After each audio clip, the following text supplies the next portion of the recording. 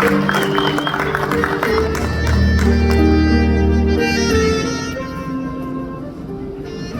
Evening. എല്ലാവർക്കും നല്ലൊരു സായനം നേരുന്നു. നമസ്കാരം.